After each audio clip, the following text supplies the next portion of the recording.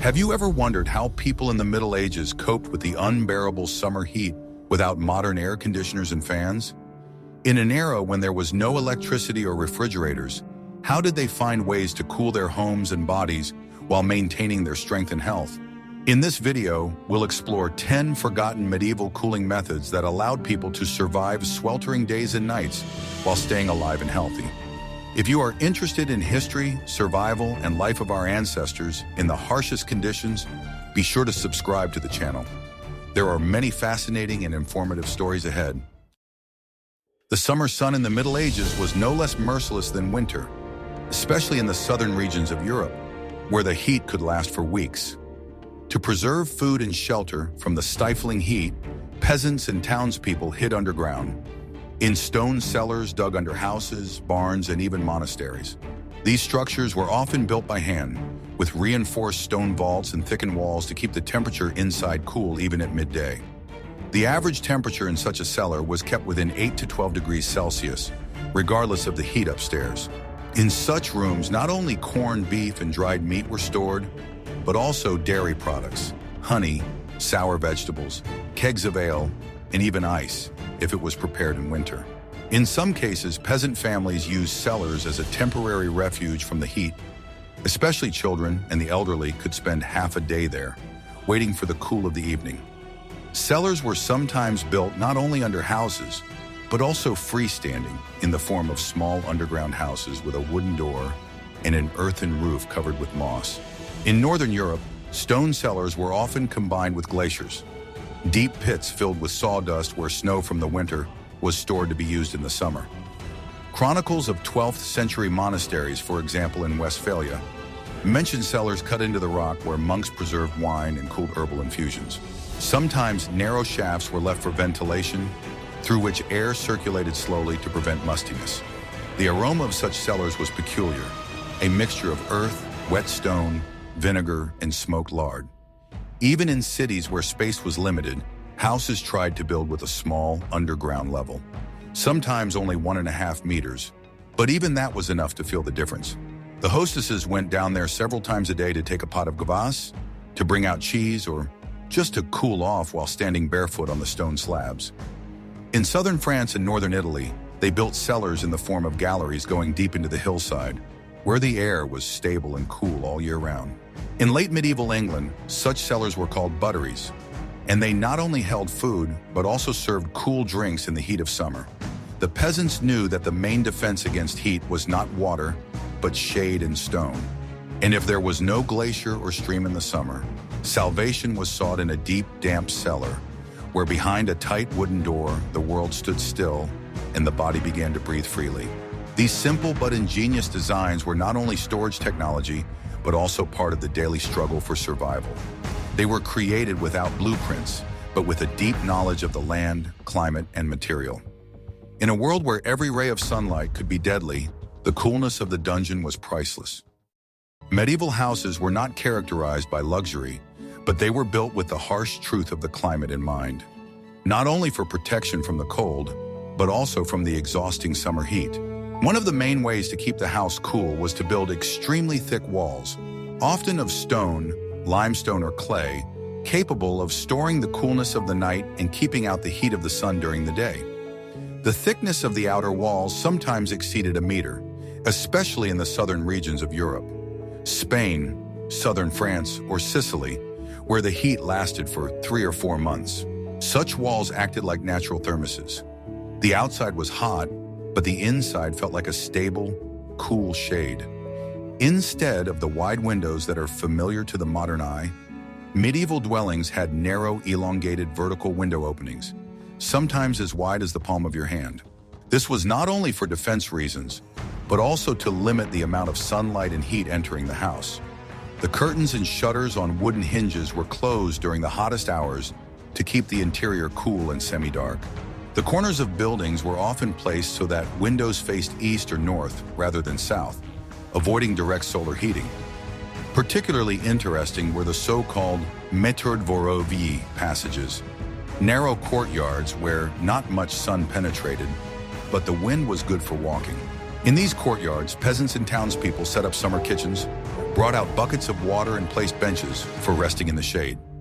In some cities, such as Toulouse or Avignon, the houses were built so close together that the streets were in constant shade and the heat hardly reached there.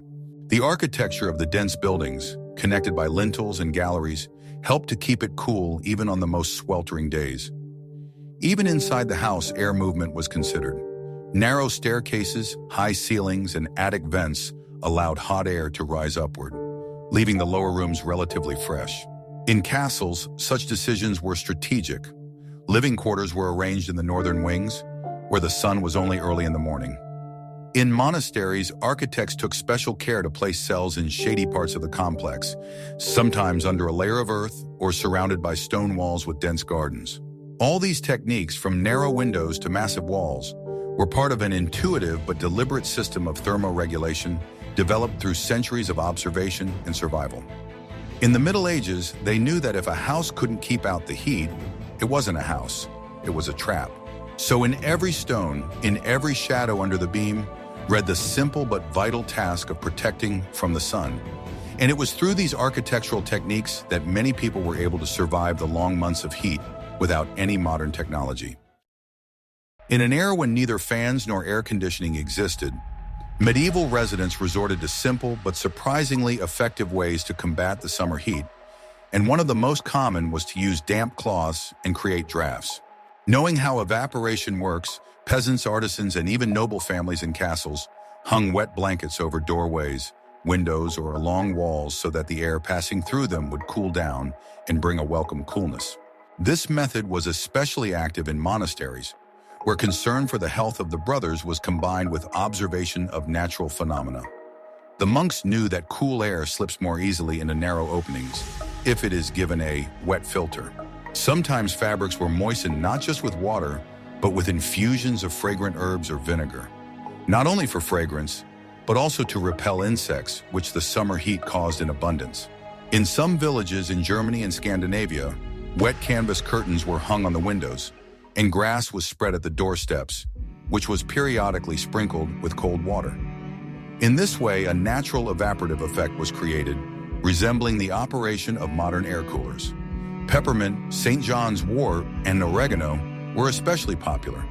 These plants not only gave freshness, but also helped fight headaches and weakness from the heat. Drafts were an equally important part of this system. Skillfully opening windows and doors on opposite sides of a house or castle allowed even the slightest breeze to be caught. Castles sometimes deliberately opened loopholes in towers and doors in lower floors to draw air in from below and out in attics. In the homes of commoners, doors were not locked during the day, but propped up with a stone or wooden wedge to keep the air moving through the rooms at all times. In some parts of southern Europe, even roofs were watered with water in the evening hours to cool the attic space and prevent the air under the roof from heating up. In places, they used damp burlap that was spread across the floor. As it dried, the fabric evaporated moisture and lowered the temperature in the room by a few degrees. It is important to note that this knowledge was not recorded in writing. It was passed on orally from generation to generation as part of life practice. Even in cities like Venice or Barcelona, where the heat blanketed the streets with a slab of stone, housewives hung wet cloths between houses, strung on ropes to create shady passageways of cooled air. These ways seemed simple, but behind each of them was a keen understanding of their environment and the ability to utilize the smallest resources. And it was thanks to these receptions that thousands of people were able to continue their work, life, and childcare even in the most sweltering July. When the summer sun began to scorch without mercy and there was no way to take shelter in the shade of trees or stone cellars, people in the Middle Ages saved themselves with drinks that may seem strange today, but back then were the only available means of quenching thirst and cooling the body.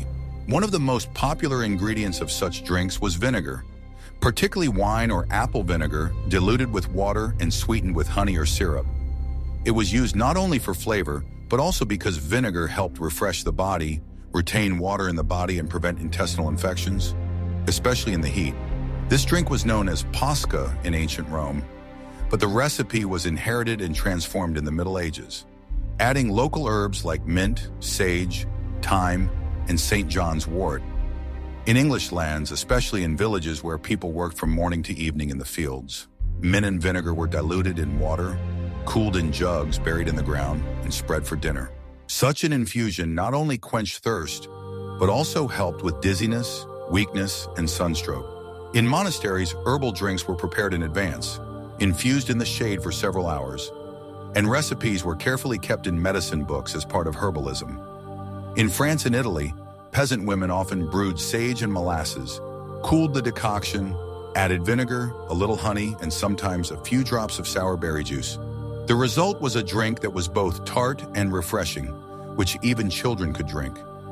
In the north, where vinegar was less available, it was replaced with sour infusions of rowan berries or cranberries, sometimes adding a decoction of onion husks to enhance the flavor. Interestingly, in military campaigns, especially during the 100 Years' War, soldiers often carried leather flasks with such drinks, as they did not spoil in the sun and helped to fight thirst in conditions of limited access to clean water. It is believed that the prototypes of such drinks were also drunk in northern Africa, from where at the time of the Crusades, Europeans could adopt the habit of acidifying water for safety and vigor. Treatises of the 11th centuries mention sour waters used not only for drinking, but also for washing the face. It was believed that they protect the skin from drying out. Especially important was the fact that such drinks could be made from the most affordable ingredients. A little vinegar, a bundle of herbs, and a clay jug, that was enough to quench thirst on a sweltering day. In England, there was a famous drink called oxymel, a mixture of vinegar and honey with the addition of fragrant plants, which was drunk by both noble ladies in castles and plowmen in villages. In Scandinavia, vinegar was replaced by herbal kvass, and dried juniper was added for flavor. Sometimes such drinks were poured into wooden mugs and served directly in the field during the harvest. Medieval man knew that it was important not just to drink cold, it was important to drink something that kept you strong and kept you from overheating. And herbal drinks with vinegar were the very salvation that did not require ice houses and luxury. As the sun began to slope toward the horizon and the heat slowly receded, one of the most important and finely calculated procedures in the daily life of a medieval house began: night cooling. At a time when neither fans nor reflective curtains existed, people learned to interact with nature itself by using air movement during the night hours to cool their dwellings. The stone walls, heated during the day, retained the heat, and so it was especially important to let in a cool night breeze to displace the stale heat. The windows opened not with the sunrise, but with its sunset, when the heat began to subside and the temperature outside became lower than inside. This was especially true in southern regions of Europe, such as in Spain and southern Italy, where the heat stayed on until late in the evening. Internal doors between rooms were also left open to create drafts to allow air to circulate freely. Some houses even built special passageways and ventilation openings at the top of the walls to allow warm air to rise up and escape outside. Jugs of water were left on covered verandas or balconies to cool overnight and make morning drinking refreshing. In England and France, where nights could be cooler even in summer, peasants sometimes took their beds out into courtyards or terraces to sleep in the fresh air. In cities, especially where houses were crowded, patios with wells or plants were used to cool the night air by evaporating moisture. Women, finishing their business at the stove or spinning wheel, would open the shutters and hang damp cloths from the openings, enhancing the cooling effect. Some monasteries and castles in Germany had special open galleries through which the wind would walk, and where furniture and even bedding would be taken out in warm weather. According to architectural treatises of the 300th century, we know that in the halls were arranged narrow openings at the floor and ceiling so that cool air enters and warm air leaves. Interestingly, in some regions of France, buckets of water were placed under the windows at night, not only for refreshment, but also because it was believed that water pulls the heat out of the air. Even the poorest segments of the population had an understanding that nighttime was an opportunity to let the house breathe. To protect against insects, thin cloth curtains or gauze soaked in herbal concoctions were draped over the windows. Inside the house, before going to bed, the floors and walls could be sprinkled with water and vinegar or mint to freshen the air. This process became almost a ritual. The mother opened the shutters, the father opened the doors, the children spread their plaids closer to the cooler side of the room, By morning, before the sun got too high, all the openings were closed tightly again, and the house kept cool for a few more hours. So in an era without electricity and refrigerators, night air became the most affordable, reliable, and understandable way to combat the summer heat. Back in the days before thermometers were invented and the word refrigerator meant nothing, ice was the true jewel of summer, mined in the harsh winter. In winter, when the rivers and lakes were bound by a hard frost, peasants and servants of large farms went out on the ice with saws and axes to cut out heavy blocks and drag them to secluded places where the heat would not reach until midsummer. These ice harvests, as they were called in some chronicles, were a communal affair. Men sawing, women pulling, children tamping snow in between the blocks. The ice was stored in deep pits dug in the ground, often in the shade of groves or on northern slopes where the sun did not linger. The walls of such pits were covered with straw, pine needles, or even old cloth to prevent heat from penetrating inside. The ice was covered with sawdust, which not only protected it from the heat, but also absorbed drops of moisture, helping to preserve the blocks longer. Sometimes the pits were covered with massive wooden lids weighted with stones. The wealthier estates built real glaciers, semi-subterranean stone chambers with thick walls, where the ice could stay until the end of July.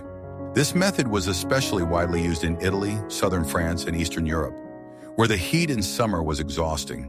The Venetians called such pits neve, from the word neve, snow.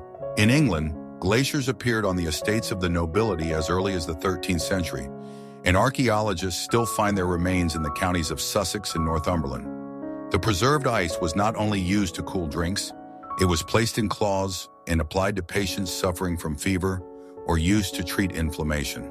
On rare occasions, ice blocks were even taken to monasteries, where brothers used them to brew cold herbal infusions and make chilled vinegar drinks. During the summer months, perishable products such as milk, cheese, and meat were stored in such ice houses. Sometimes ice was added to wine cellars to lower the temperature inside. Peasants who did not have their own pits sometimes exchanged ice with the nobility for vegetables, eggs, or firewood. It was considered a special luxury to serve iced wine or cold fruit drink at the table. In the heat of summer, it was considered almost like a miracle. In some places, such as the Alps, snow was harvested directly from the mountainsides, wrapped in cloth, and brought down on packs to the valleys. Ice was expensive, demanded effort, but gave a rare feeling of control over nature, over the scorching sun and heat. In Europe, special laws regulating the use and sale of snow and ice began to appear as early as the late Middle Ages.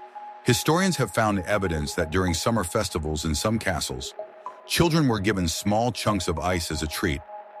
It wasn't just a way to cool off, it was a symbol of power, ingenuity, and survival in an environment where every summer breath of wind was worth its weight in gold. When summer brought scorching sun and dusty roads, the only real salvation for the common people was linen, a modest but surprisingly practical fabric. In villages and markets, in monastery gardens and fields, women and men wore coarse but lightweight linen shirts that allowed their bodies to breathe. Linen fiber was highly breathable, absorbing moisture quickly and evaporating it just as quickly, creating a natural cooling effect. Especially in the southern regions of Europe, where shade under a hay canopy was a luxury, linen was considered not just clothing, but salvation. At dawn, before beginning a hard day's work, women often soaked their linen shawls or even entire tunics in water from a well or spring. Clothes worn wet stayed cool for a long time, especially if they were covered from direct sunlight. In monasteries where discipline and simplicity were imperative, monks in warm lands also favored linen robes, abandoning wool for summer. Archaeological finds on the territory of modern Germany and Poland show that already in the 1st centuries, linen was used for sewing both everyday and dress clothes. Flax was grown in most European regions, from England to the Balkans, and processing it, from soaking it in streams to spinning it, was a long, laborious, but familiar process. Linen threads did not hold heat like wool, nor did they stick to the body like leather or thick cotton. Warriors on campaigns sometimes wrapped a wet linen shawl around their heads under their helmets, not so much from the heat of battle as from the heat of the sun. Even among the nobility, accustomed to silk and velvet, simple linen shirts were popular during the warmer months, especially when hunting or traveling long distances. Mornings often began with taking clothes outside, laying them on the grass, pouring cold water on them, and then putting them on. Some sources even mention fragrant linen capes. Mint, wormwood, or rosemary were added to the water for wetting to make the smell invigorating. On frescoes and miniatures, you can see people in white and light gray clothes, free and cut, with wide sleeves. It was such a styles that helped the air to circulate. On hot days, linen was hung to dry in literally every yard. Not only after washing, but between the next wear. Linen clothing could be coarse, with thick seams, or thin and soft. It all depended on where the fiber originated and the level of processing. In Scandinavia, for example, linen was a little denser, but it was still the best alternative to heavy cloaks. In southern France, it was combined with gauze, and even lighter fabric used for hats and capes. Travelers describing their summer wanderings in Europe repeatedly mentioned white-as-milk shirts that dried in the wind and were so thin you could see your hand through them. Flax became a symbol not only of survival, but also of everyday dignity. It was comfortable to sleep in, work in, go to the market, and pray in church. And even in the hottest corners of medieval Europe, people found a way to fight the summer heat, not with the help of technology, but with the help of nature, patience, and experience of generations. It is hard to overestimate the importance of this fabric. It became a real climate shield for millions of people whose summer was not a vacation, but an ordeal. When the stone walls began to hold heat worse than a red-hot frying pan, and the shadows in the village alleys no longer saved them from the heat, the common people of the Middle Ages left, went where the air still moved, where the shade was real and not a scorched spot under the roof. Forests and riverbanks became temporary shelters for families, shepherds, wanderers, and even monks. Especially in southern Europe, where summer heat could last for weeks, sleeping by the water was not a whim, but a matter of survival. The river valleys surrounded by trees created a microclimate where the night chill came earlier and lasted longer until dawn. Historians note that as early as the 10th century, peasant families from southern France and Italy left their homes for a few days in July and August to live by streams in light tents or simply under canopies made of branches. 11th century English chronicles describe the custom of summer walking, when village communities set up temporary camps along the coast to wait out the most sweltering days. The dense oak and beech forests not only provided protection from the scorching sun, but were also rich in springs, mossy hollows, and fresh westerly winds. By nightfall, the air in the forest or by the water cooled faster than in villages with dense buildings, and stone houses breathed heat until morning. Some families took makeshift straw mats, simple pots of leftovers, and took shelter in the shade at the foot of the slopes. Monks in monasteries on the banks of rivers, such as the Loire or the Vistula, built summer huts where they prayed and rested to the rustling of leaves. Even the nobility, who possessed stone castles, sometimes took breaks by the water, especially in the warm regions of Spain, Portugal, and the south of France. Overnight stays by rivers were not just a rest, but a strategy. In the morning, you could draw cool water, dip your clothes, or cool your milk in beer vessels. The forests and floodplains had fewer insects in the shade, especially if you made a smoky fire from damp twigs. Children frolicked in running water, women washed laundry, and men gathered branches and herbs for beds. In such places, conversations were quieter, people moved more slowly, as if nature itself was lulling the sun-weary body to sleep. In the Germanic lands, peasants called such stops kaltestel, cold stops, and considered them not only a salvation, but also an ancient custom handed down from their ancestors. Legends say that the Vikings, even on their summer treks, looked for campsites in forest valleys or near icy springs. Scandinavian sagas mention tent camps by mountain lakes, where travelers slept on rocks covered with grass, waiting for the cool morning. Retreating to the forests and water was also a time to gather healing herbs, berries, and mushrooms, making escape from the heat a useful seasonal practice. Sometimes such summer camps turned into fairs. Peasants exchanged products, told news, arranged impromptu treats. It was not only practical, but also festive in its own way, despite the heat. People lived according to the rhythm of nature, following its breath, moving to where the air was lighter and the shadows denser, Thus, retreating to the water and forests was a natural way for medieval man to cope with extreme temperatures, available to everyone. It was simple but effective, and in its silence, it reminded us that sometimes salvation lies in returning to the land. Among the moss, under the shade of the oaks, beside the cold surface of the river, life became bearable, if only for one short summer night. When the shade from the awning began to breathe hot air and the skin clung to the coarse linen shirt, peasants and artisans of the Middle Ages resorted to a simple but effective method of relief, rubbing with cooled herbal concoctions. In earthenware or wooden vats, they infused mint, wormwood, nettle, thyme, sage, and even nasturtium, and then poured over the body or wiped the skin with a cloth soaked in the infusion. These decoctions not only brought a feeling of coolness, but also played the role of a natural antiseptic, because in the summer heat, even a small wound could be the beginning of a serious infection. Peppermint, thanks to its menthol, gave an instant chill, especially if the infusion was previously kept in the cellar or the vessel was lowered into a well. Wormwood and nettles, despite their stinginess in fresh form, after brewing lost their aggressive properties but retained their antimicrobial action. Women rubbed such infusions not only on their hands and face but also on their necks, breasts, feet, those parts of the body where the warmth was felt most acutely. In monastic infirmaries of the 11th and 13th centuries, as archaeological finds at Cluny and Winchester have shown, such infusions were kept in sealed bottles, and their recipes were recorded in herbal books and medical books. In the south of Europe, vinegar or rosemary infusion was added to herbal decoctions. The mixture was not only refreshing, but also repelled insects, especially in cramped and stuffy settlements. Knights after training and long marches wiped their bodies with linen handkerchiefs soaked in peppermint water. The Templar chronicles describe this practice as a way of alleviating the heat of body and mind. Even children knew how to infuse the herb. Pour steep boiling water, cool in the shade, and then let the water breathe. Leave it open so that, according to the beliefs, it absorbed the freshness of the air. Cold rubs were also part of cleansing rituals, especially on holidays or in anticipation of the changing seasons. On hot days, shepherds and laborers carried flasks of herbal water and, stopping under the shade, wet their wrists, temples, and foreheads. It provided a couple of precious hours of relief.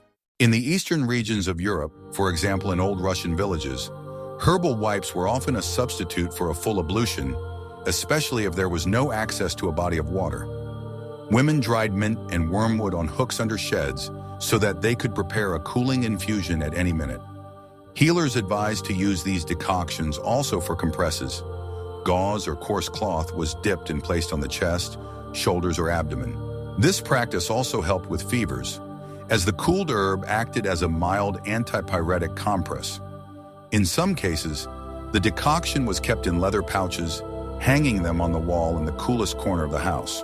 The infusion of honey and mint was considered a special delicacy. It was used not only for rubbing the body, but also for wiping the lips and tongue to reduce the feeling of thirst. Ancient medical treatises, such as the Herbarium Apulae and the Leech Book of Bald, explicitly mentioned the cooling and protective effects of such mixtures. It was inexpensive, accessible to everyone, and required no rare ingredients, just knowledge passed down from mother to daughter, from healer to apprentice. Sometimes flower petals, especially cornflowers and mallows, were added to the infusion, believing that it enhanced the lightness of the water. And when the body began to shiver from the brief touch of the cool cloth, people felt as if they had been reborn. These simple rub-downs were more than hygiene or comfort. They were a way to regain strength against the debilitating heat without ice, fans, or cool drinks. Only water, grass, and human ingenuity. And that's what the Middle Ages are all about. Survival not through abundance, but through memory, perseverance, and respect for nature. In medieval houses, when the sun heated the air to stifling heat, the inhabitants sought salvation not only in shady gardens and cellars, but also in the building itself. Stone benches built along the walls became real islands of coolness, where you could rest from the heat. These benches, usually laid out of roughly hewn stone, were often covered with wool or linen cloths, but for maximum cooling, the cloth was removed, allowing the body to come into contact with the cold, damp surface. The stone, due to its density and ability to accumulate coolness, kept the temperature well below the air temperature, especially on sunny days. The floors in most houses were not wooden, as is common today, but tamped and caked with clay, which, when dry, became hard and smooth, able to keep cool for hours on end. In the houses of peasants and townspeople, where there were no stone benches, it was the clay floor that served as the main cooling ground. At night, people spread their straw or linen bedding and slept almost close to the ground, enjoying the freshness. Chronicles of medieval England note that especially during the summer months, houses with stone benches were considered more comfortable and prestigious because they avoided the stuffiness that characterized wooden buildings. Benches along the walls were often placed at a level just above the floor, allowing the occupants to catch the light, cool currents falling from the ceilings or coming from open windows. This simple technique became an element of primitive ventilation. In monasteries and castles, such benches served not only for rest, but also for long conversations and study, where scholars and monks could relieve fatigue and ease their breathing on hot days. In some places, the shops were heated in the cold months by fireplaces or stoves, but no one dared to heat them in the summer. Coolness was considered a sacred protection against heat and disease. Archaeological excavations in the estates of the Martin 14th centuries in southern Europe and Britain confirm the presence of stone benches, sometimes decorated with carvings, which indicates the value of these structures not only from the practical, but also from the aesthetic side. Descriptions have been preserved of peasants sitting on such benches in the evening, putting their feet on the cool clay floor and discussing pressing matters, as if merging with the house and its elements. Body heat gradually gave out to the stone and earth, allowing the skin to cool, which reduced the overall feeling of heat and made it easier to fall asleep. Stalls located in the northern parts of houses were especially prized, where the sun hardly penetrated during the day, creating a constant microclimate of coolness. In castles and townhouses of the upper classes, clay floors were often lined with slabs of stone or terracotta, which kept cool longer than simple clay and provided comfort even on hot days. Some 16th century chroniclers tell of travelers who, upon arriving in the towns, marveled at the locals' skillful use of natural materials to combat the scorching sun, and noted the stone benches and floors as veritable wonders of coolness. For poor families, the earthen floor served as both a bed and a cooling surface. There was nothing easier than spreading straw and lying down, feeling the earth take the heat. In the homes of artisans, stone benches were often adjacent to workstations, allowing rest from hard labor without overheating the body. Despite the roughness of the materials, such benches and floors created comfort and protected from stifling heat, helping people to endure the summer heat, preserving their strength for new labor feats. It was one of the most accessible and effective ways of medieval people to fight the heat. They used what was at hand, not dreaming of modern air conditioners, but relying on the wisdom of ancestors and the power of nature. And while these stone benches and clay floors may seem simple, they held the ancient secret of survival, reminding us how people over the centuries have learned to live in harmony with their environment and find salvation even in the hottest seasons. Medieval ways of refrigeration are not just a piece of history, but a lesson in survival that can inspire us today as well. Natural materials, wise architectural solutions, and a subtle understanding of the world around us helped people to resist the heat long before the advent of technology. As we remember how our ancestors dealt with adversity, we not only honor their memory, but also learn to appreciate the simplicity and power of nature. If you enjoyed this journey back in time, give it a like, share the video, and don't forget to subscribe so you don't miss new exciting stories about life in other eras.